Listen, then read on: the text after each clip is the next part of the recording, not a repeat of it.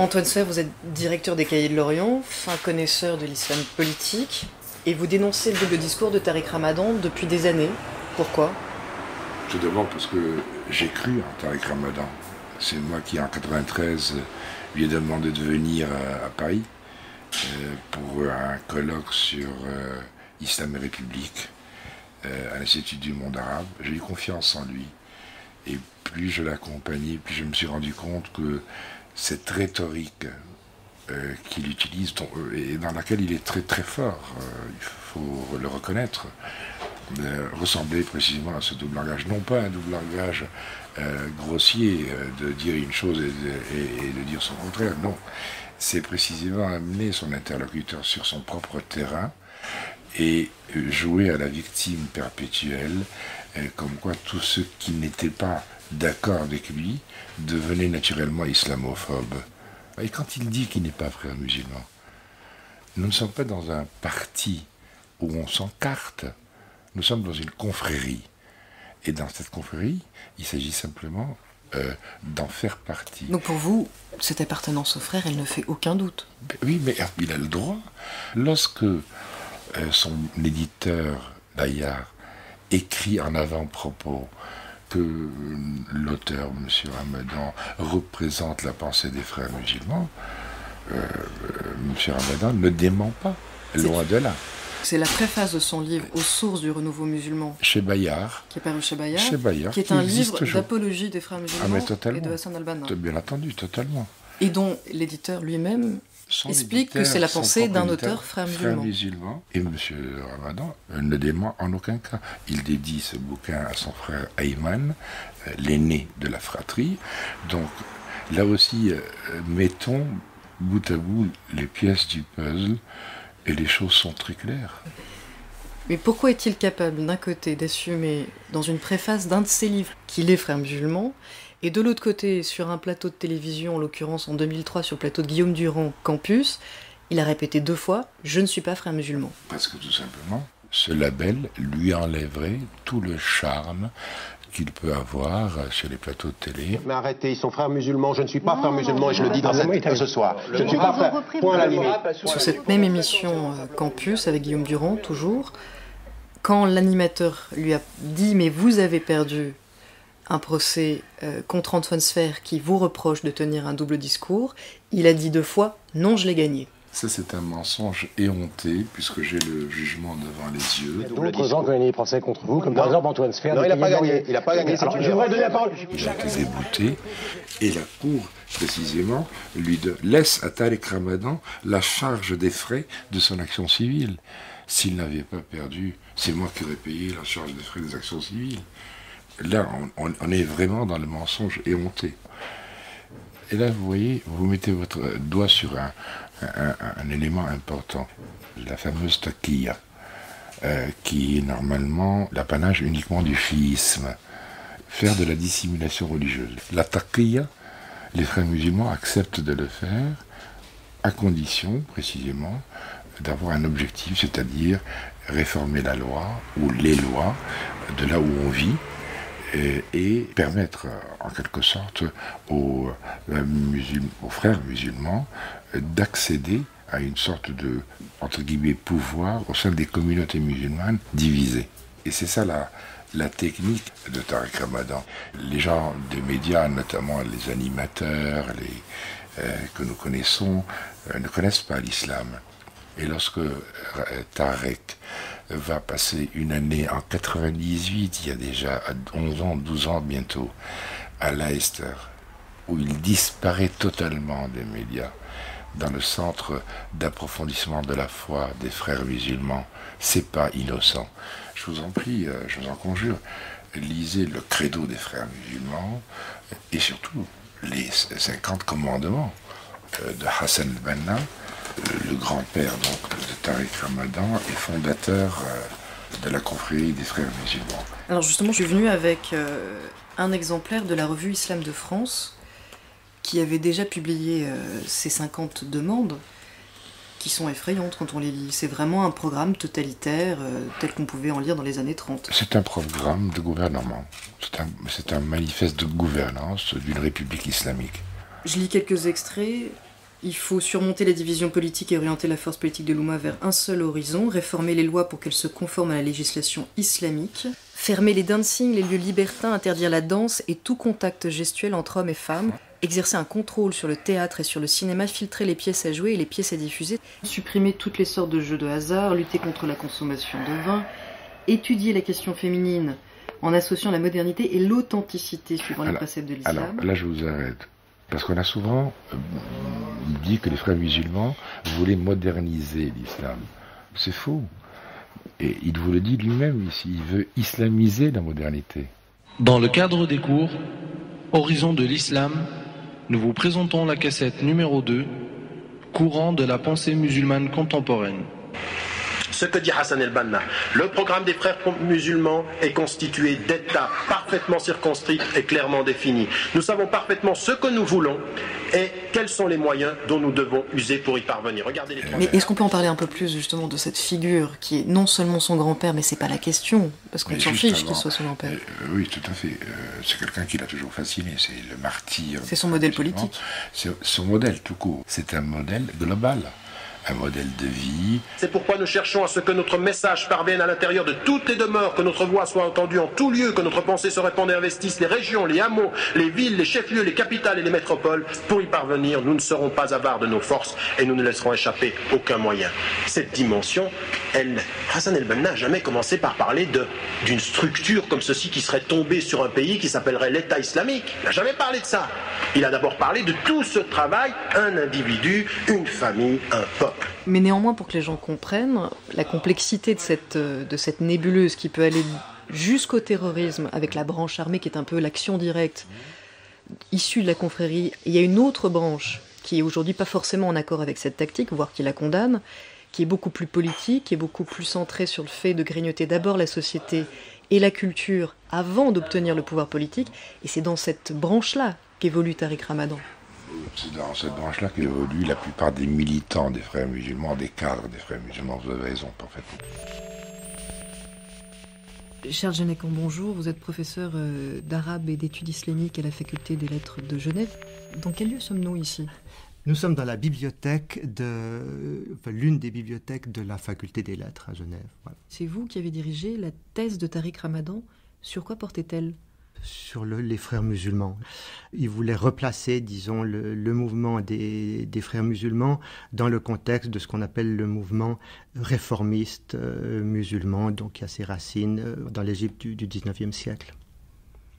Pourquoi avez-vous refusé de valider cette thèse ? Alors d'abord, je précise, je ne suis pas le seul à avoir refusé de la valider. Il y avait deux experts externe. Nous étions 3 à avoir une opinion négative. C'est pas simplement une décision arbitraire de ma part.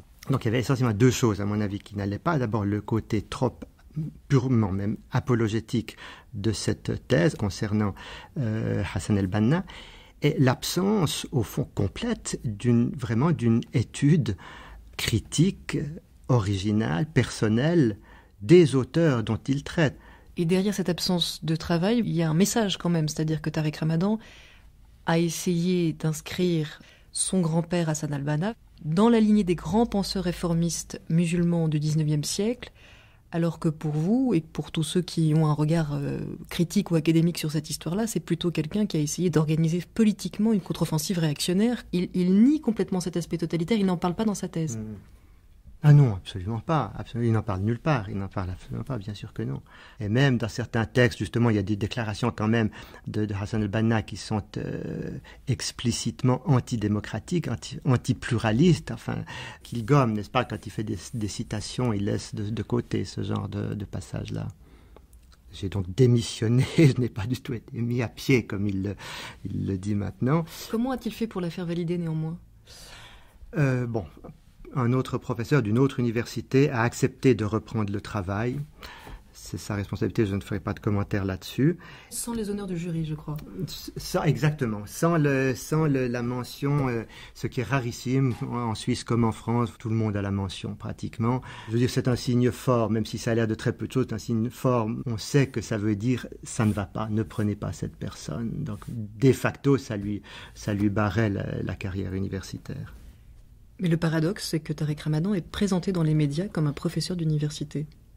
Effectivement, il a eu une carrière assez mouvementée.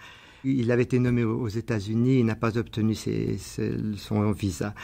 Ensuite, il a été à Oxford, mais dans un centre islamique, sur un fonds d'ailleurs de l'émir du Qatar. Donc c'est un centre qui a certains accords avec l'université d'Oxford, mais ça n'est pas l'université d'Oxford.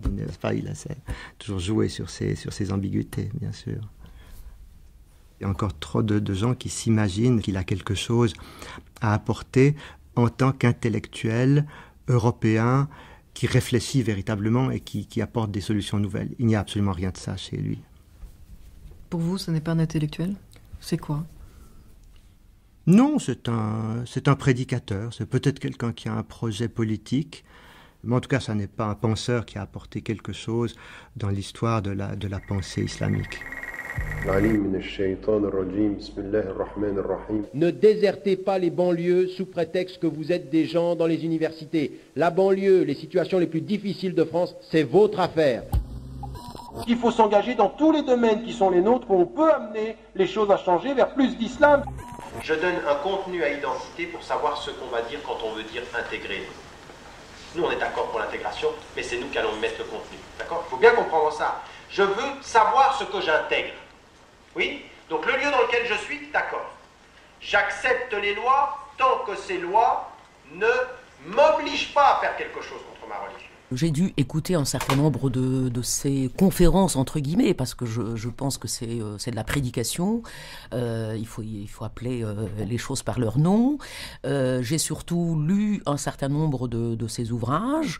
Et c'est d'ailleurs de là que j'ai eu l'idée d'écrire un article sur ce qu'il appelle l'identité islamique. Voilà, déjà, c'est moi, à l'époque, cette notion d'identité, qui est d'ailleurs très à la mode en ce moment, m'avait quelque peu révulsée parce que pour moi, qui travaillais quand même sur l'islam, il s'agissait d'une grande religion, d'une grande foi, d'une culture, d'une civilisation, d'une théologie, d'une tradition, enfin de plusieurs traditions, etc. Mais le concept d'identité n'existe pas dans le corpus islamique. Et cette façon de vouloir construire l'islam comme une identité me paraissait déjà procéder d'une sorte d'exclusivisme.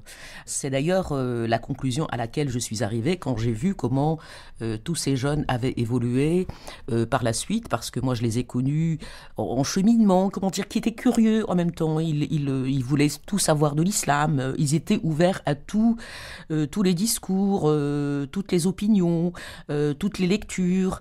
Et par la suite, ces mêmes jeunes qui ont été peu à peu structurés, canalisés par ces organisations qui sont affiliées à l'UOIF et où Tariq Ramadan est très présent, ont évolué d'une manière appauvrissante, dommageable pour eux, pour l'islam et pour la France. Et Tariq Ramadan y est pour beaucoup.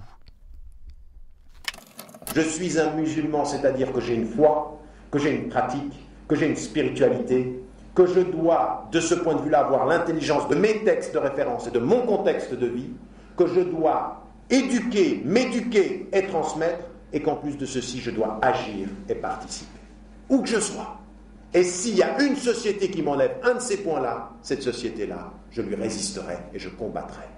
Si elle me dit, pour être un bon Français, tu dois être un mauvais musulman, eh bien je dirai non. Pour comprendre cette évolution, il faut revenir à ces discours, et notamment à un mot qui peut éventuellement semer la confusion, celui de réformateur. C'est comme ça que se présente Tariq Ramadan à l'extérieur. Il essaie de faire passer son islam comme un moindre mal par rapport notamment à l'islam totalement archaïque des salafistes littéralistes, des wahhabites. Qu'est-ce que vous en pensez ? Écoutez Caroline, pour moi ce n'est pas du tout un réformateur. Un réformateur est quelqu'un qui propose une réforme de l'islam. Et je ne sache pas que Tariq Ramadan ait jamais proposé de réformer quoi que ce soit dans l'islam, de changer telle disposition, de suspendre telle autre. Voilà. Alors, réformateur en quoi ? Alors, si c'est par rapport au salafisme, oui, on dit que les salafistes sont des gens qui sont plus littéralistes, peut-être plus archaïques, etc. Mais il faut tout de même rappeler que le salafisme, qui peut paraître comme ça obscurantiste, au moins comporte une ligne apolitique, ce qui n'est pas du tout le cas des frères musulmans, qui sont une organisation résolument politique depuis les origines et jusqu'à aujourd'hui. Et Tariq Ramadan est quelqu'un qui s'inscrit dans cette perspective politique par sa présence dans la sphère politique, par tout l'ensemble de sa prédication. Ce n'est en rien un réformateur. Moi, je l'ai vu donc directement dans une conférence qu'il a donnée fin 1993 à l'université de Nancy, dans un amphithéâtre. Je venais juste de débarquer d'Algérie. À cette période, l'Algérie vivait une situation tragique avec le fils et son bras droit armé qui sont les GIA. Et ce qui m'a vraiment frappé, c'est qu'il affichait ses sympathies pour le fils et il disait que les islamistes ont le droit de se défendre étant donné qu'il y a eu donc l'arrêt du processus électoral. En tout cas, à aucun moment, je ne l'ai entendu condamner ces assassinats. Tariq Ramadan et son double, un documentaire de Caroline Fourest.